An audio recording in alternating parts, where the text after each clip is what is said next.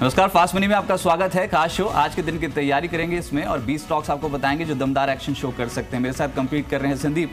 International cues positive है आज के?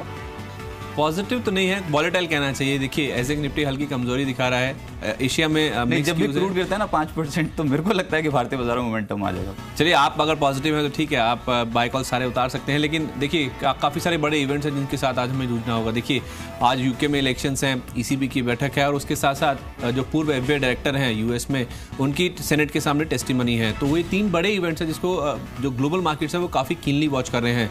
यूएस के मार्केट कल पॉजिटिव बंद हुए, 2 दिन की गिरावट वहाँ पे थमी, वो एक पॉजिटिव फैक्टर था। लेकिन एज निफ्टी देखिए करीब 17 पॉइंट के आसपास की गिरावट अब भी देखने को मिली है। एशियन पैक देखिए काफ़ी मिक्स कारोबार वहाँ देखने को मिल रहा है। निके में जरूर आपको थोड़ी बढ़त नजर आएगी, लेकिन rest of the Asian play काफ़ी पॉजिटिव, काफ़ी सपाट कारोबार वहाँ देखने को मिल रहा है। तो एक कॉशियसनेस है कुछ बड़े इवेंट से पहले जो कि एशियन मार्केट में साफ तौर पे देखने को मिल रहा है और उसका जो इम्पैक्ट है वो इंडियन मार्केट्स में भी देखने को मिलेगा। राहत की बात यह है, जैसे आप कह रहे हैं कि कल क्रूड इंटरनेशनल मार्केट्स में 1 महीने के निचले स्तर पर लुटका 5% के आसपास की जो कमजोरी है वो देखने को मिली, क्योंकि यूएस में जो इन्वेंट्री बिल्डअप है वो सरप्राइजिंगली ज़्यादा देखने को मिला। घटने का अनुमान था, इन्वेंट्रीज बढ़ने का जो फिगर है वो निकल के सामने आया, तो उसका जो इम्पैक्ट है वो कल देखने को मिला। एशियन मार्केट्स में अगर आप देखें तो आज जरूर आधे % के आसपास से गेंस हैं, लेकिन ओवरऑल देखा जाए कल काफ़ी कमजोरी थी क्रूड में। एसडीएक्स 17 पॉइंट्स डाउन है, लेकिन फिर भी क्योंकि भारतीय बाजार निफ्टी बैंक ने कल कमाल कर दिया, रिकॉर्ड स्तर पर पहुंच गया, तो हो सकता है जस्ट टचिंग डिस्टेंस पे हैं कि हम यहाँ पर रिकॉर्ड लेवल्स छुएं। आज के सत्र में हो सकता है यहाँ बनते हुए नजर आए, लेकिन फिर भी मेरे स्टॉक्स खरीदारी के ही होंगे। कल के फटाफट से रिकैप देख लेते हैं, उसके बाद पहला स्टॉक आपसे जानूंगा। कल स्ट्रॉन्ग मोमेंटम बाजार पे आरबीआई पॉलिसी के बाद बनना शुरू हुआ और काउंटर स्पेसिफिक रिएक्शन था जो कल स्टॉक्स पे ड्राइव कर रहा था उनकी तेजी को। स्टॉक्स आपको इस शो में बताए गए थे।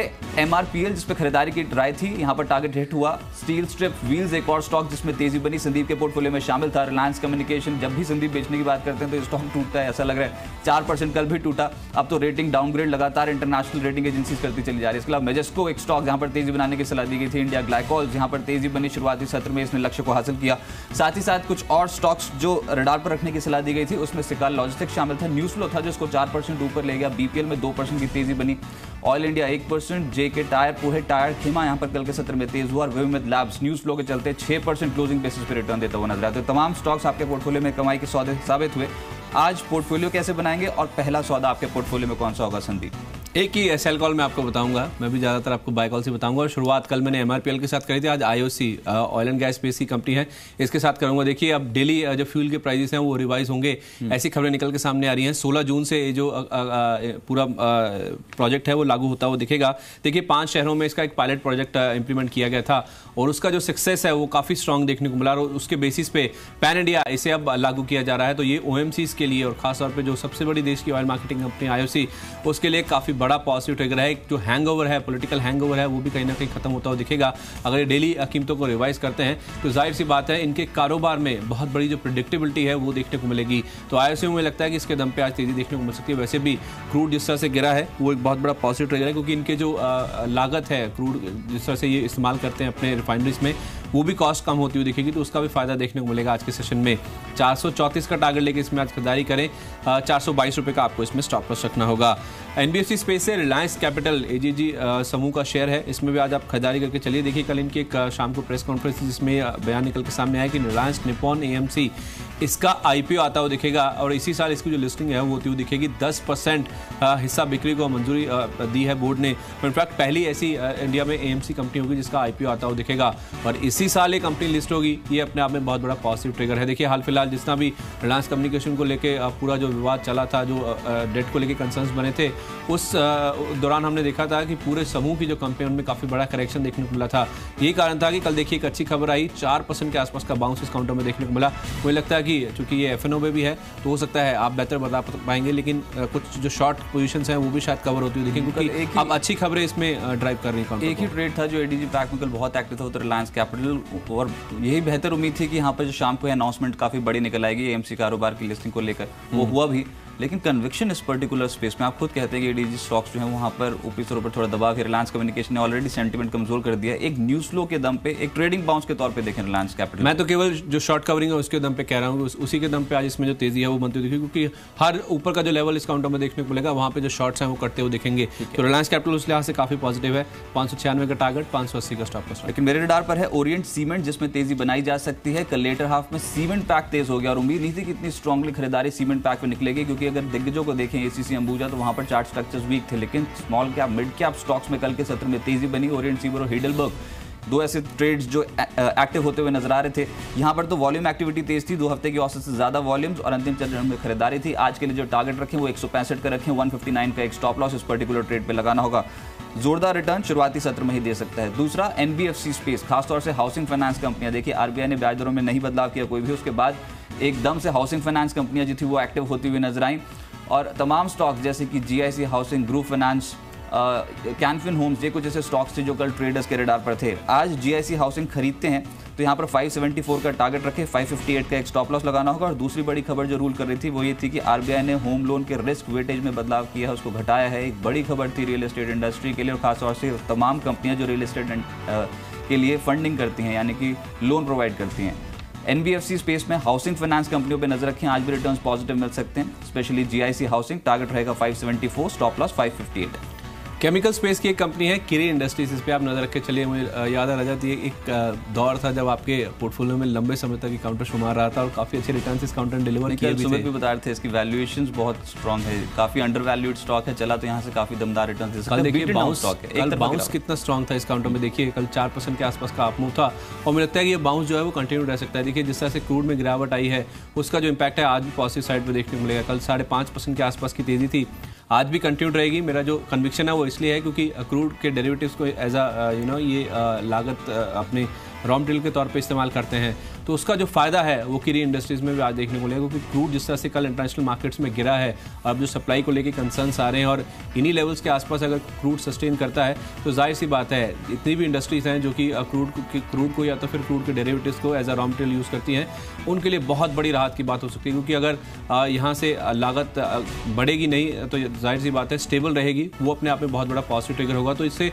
एनालिस्ट को जो प्रेडिक्टेबिलिटी है कारोबार को लेकर वो कहीं ना कहीं आती हुई दिखेगी। तो किरी इंडस्ट्रीज में आज के लिए 288 का टारगेट लेके खरीदारी करें, 277 का आपको इसमें स्टॉप लॉस रखना होगा। एक केमिकल स्टॉक मेरे रडार पर है, वो है गुजरात फ्लोरोकेमिकल का, जिसमें कल के सत्र में तेजी बनी और ये जो स्टॉक है 690 का अहम स्तर, इसके ऊपर आकर ट्रेड करना शुरू कर दिया है। इसमें ये पॉजिटिव है, रेजिस्टेंस लेवल को पार किया है। क्वार्टर 4 में इनफैक्ट जो नतीजे आए थे उसमें 368 करोड़ एडजस्टेड बेसिस पे मुनाफा जो कंपनी ने पोस्ट किया था, जो 66% बढ़ा वाई बेसिस पे, एक और पॉजिटिव है कंपनी के लिए। और मार्जिन एक्सपेंशन देखने को मिला था, डिस्पाइट रेवेन्यू में जो ड्रॉप था उसको नेगेट किया, मार्जिन एक्सपेंशन तगड़ा था।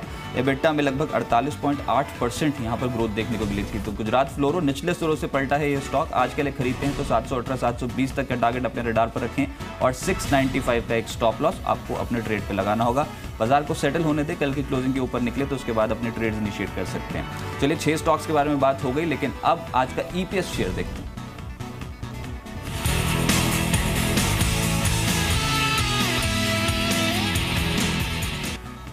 बतौर ईपीएस शेयर मैंने अपने पोर्टफोलियो में शामिल किया है एविएशन स्टॉक, जिसमें तेजी बन सकती है। आज स्पाइस जेट पे नजर रखें, देखिए ये स्टॉक निचले से पलटा और इस बार तो वीकली चार्ट्स पे रिवर्सल है। तमाम एविएशन स्टॉक कल बाजार बंद होते होते तगड़े रिटर्न्स दे रहे थे और निचले से खरीदारी थी। अब खबर ये आई बाजार बंद होने के बाद कि 5% क्रूड टूट गया इंटरनेशनल मार्केट पे। फिर से मैं कह रहा हूँ कि जब भी ऐसा होता है तो एक कोरिलेशन है, एविएशन स्टॉक्स पे बहुत तगड़े मोमेंटम जो है वो डेवलप होते हैं। आज के लिए 119 तक के टारगेट जो है वो स्पाइस जेट पे देखने को मिल सकते हैं। एनएससी की क्लोजिंग के हिसाब से 110.5 का एक स्टॉप लॉस आपको इस ट्रेड पे लगाना होगा।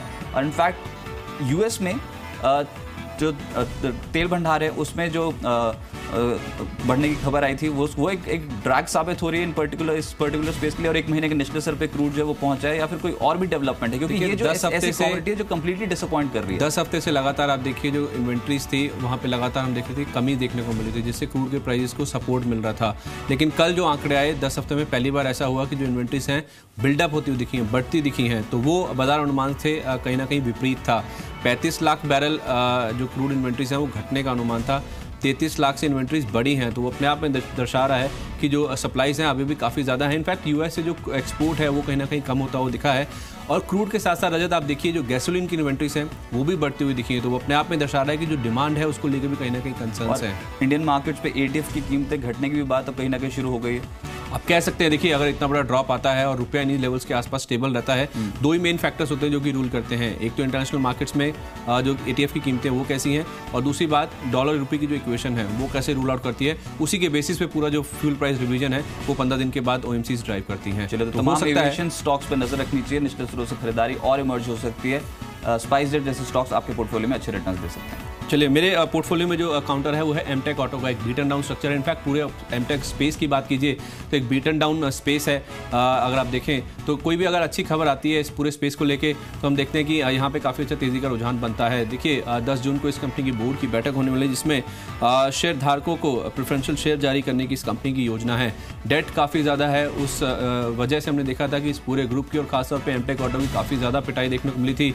इनकी कुछ फॉरेन सब्सिडरीज हैं, वहाँ पर ये हिस्सेदारी बेच सकते हैं। तमाम ऐसी खबरें निकल के आती रहती हैं जिसके ऊपर स्टॉक काफ़ी पॉजिटिवली रिएक्ट करते हैं। और अब जो बोर्ड बैठक की खबर आई है उस वजह से मुझे लगता है कि सेंटीमेंटल पुश इस काउंटर में आज देखने को मिलेगा। 36 रुपये के आसपास तक के टारगेट इस काउंटर में आज देखने को मिल सकते हैं। 34 रुपये के आसपास का टारगेट लगा के इसमें तेजी करके चल सकते हैं आज के लिए। बैंकिंग स्टॉक्स पे फोकस पे रहेंगे। निफ्टी बैंक रिकॉर्ड स्तरों पर है। अब चाहे निफ्टी बैंक के कंपोनेंट्स हो या फिर कंपोनेंट्स ना हो, वहाँ पर तेजी बन सकती है। डीसीबी बैंक मेरे रडार पर है। देखिए बहुत स्ट्रांगली इस सीरीज में एक्यूमुलेट हो रहा था स्टॉक। ऊपरी स्तरों पे थोड़ा दबाव आ गया 205 206 के जोन्स पे, लेकिन अब फिर से चल सकता है। बैंकिंग स्टॉक लेटर हाफ में बहुत स्ट्रांगली पुल बैक कर रहे थे और आरबीआई ने ब्याज दरों में कोई भी बदलाव नहीं किया। सीआरआर को मेंटेन रखा है। एक पॉजिटिव डेवलपमेंट है बैंकिंग के लिए। 209 का टारगेट है आज के लिए और 201 का स्टॉप लॉस इस पर्टिकुलर ट्रेड पे लगाना होगा। बैंकिंग के अलावा एक और स्पेस जो कि काफ़ी एक्टिव था कल पॉलिसी के बाद वो है रियल एस्टेट का। देखिए अंतिम घंटे में काफ़ी अच्छे जो खरीदारी के रुझान है इस पूरे स्पेस में देखने को मिले थे और IB रियल जैसे काउंटर इसको लीड कर रहे थे। देखिए क्रेडिट पॉलिसी में कोई दरों में बदलाव नहीं किया गया, लेकिन रियल एस्टेट स्पेस के लिए जो अच्छी खबर थी कि होम लोन का जो रिस्क वेटेज है उसमें कमी की गई है। हाल फिलहाल सरकार ने देखिए कई ऐसे कदम लिए हैं जिससे नोटबंदी के बाद रियल एस्टेट सेक्टर में रिवाइवल देखने को मिले और अब आरबीआई की ओर से भी जो कदम है वो साफ तौर पे ये दर्शा रहा है कि सरकार हर मुमकिन कदम उठाना चाहती है वो ऐसा जिससे रियल एस्टेट या तो फिर रियल एस्टेट स्पेस की जो कंपनीज हैं उनके लिए जो कारोबार है उसमें सुधार देखने को मिले। मुझे लगता है कि कल जो तेजी बनी है इंडियाबुल रियल एस्टेट में आज भी जो मोमेंटम में जारी रह सकता है। 176 का टारगेट लेकर इसमें खरीदारी करें। 169 पे अपना स्टॉप लॉस सेट करें। चलिए 10 ट्रेड्स बता देंगे आपको फटाफट से रिकैप में आपको बता दूं, कोई भी स्टॉक मिस हो गया तो उसे नोट कर लीजिए। ओरिएंट सीमेंट पहला स्टॉक जिसमें खरीदारी की सलाह दी गई है। 165 का टारगेट है। 159 का स्टॉप लॉस। जीआईसी हाउसिंग चला तो 574 का टारगेट है इस पे। 558 का एक स्टॉप लॉस फॉलो करना होगा। केमिकल स्टॉक्स में चुनिंदा स्टॉक्स में खरीदारी है जिसमें गुजरात फ्लोर और निचले सूर से बहुत स्मार्टली कल के सत्र में गेन कर रहा था। अब 718 720 तक का टारगेट इस पर एक्सपेक्ट कर सकते हैं। बतौर ईपीएस शेयर एविएशन स्टॉक्स में मैंने स्पाइस जेट को उतारा है। इंटरनेशनल मार्केट में क्रूड जो है उसमें 5% का ड्रॉप आया। आज एविएशन स्टॉक्स चल सकते हैं। लेटर हाफ में इन स्टॉक्स में काफ़ी स्टीम थी। आज के लिए 117 119 का लक्ष्य इस स्टॉक पे लगाएं। 110.5 की क्लोजिंग एनएससी की क्लोजिंग के हिसाब से 110.5 का स्टॉप लॉस लगा सकते हैं। डीसीबी बैंक 209 का टारगेट रहेगा और 201 का एक स्टॉप लॉस फॉलो करेगा। ऑयल एंड गैस स्पेस आज एक्टिव रहेगा। आईओसी से मैंने शुरुआत करी थी, क्रूड कल गिरा है, उसका पॉजिटिव इंपैक्ट रहेगा और डेली फ्यूल प्राइस रिवीजन ये एक बड़ा ट्रिगर पूरे ओएमसी स्पेस के लिए हो सकता है। आईओसी में खरीदारी करें। 434 रुपये का लक्ष्य होगा। रिलायंस कैपिटल इनका जो रिलायंस निपॉन एएमसी कारोबार है उसका आईपीओ आएगा, 10% हिस्सा बिकेगा, वो एक पॉजिटिव ट्रिगर हो सकता है। 596 का टारगेट लेकर खरीदारी करें। केमिकल स्पेस से किरी इंडस्ट्रीज कल स्मार्ट अप था, क्रूड कल गिरा है, उस वजह से आज मोमेंटम और भी स्ट्रांग हो सकता है। 288 का टारगेट लेकर खरीदारी करें। बतौर ईपीएस केवल इंटरडे बेसिस पे एमटेक ऑटो में खरीदारी कर सकते हैं। बोर्ड बैठक है जिसमें प्रेफरेंशियल शेयर जारी होंगे। 36 रुपये का टारगेट होगा आज के लिए। इंडियाबुल रियल एस्टेट यहाँ पे कल भी काफी अच्छा मूव बना था। होम लोन पर रिस्क वेटेज कम किया है आरबीआई ने, वो एक पॉजिटिव ट्रिगर है। आज के लिए 176 का टारगेट, 169 का स्टॉप लॉस रखें। चलिए तो तमाम स्टॉक्स आपको बताए गए हैं और खरीदारी के सौदे ज़्यादा हैं पोर्टफोलियो में। एक छोटे से ब्रेक ले रुक रहे हैं। ब्रेक के बाद 10 और स्टॉक्स और साथ साथ 2 सुपर हिट शेयर होंगे। आप देखते रहिए इजी बिजनेस।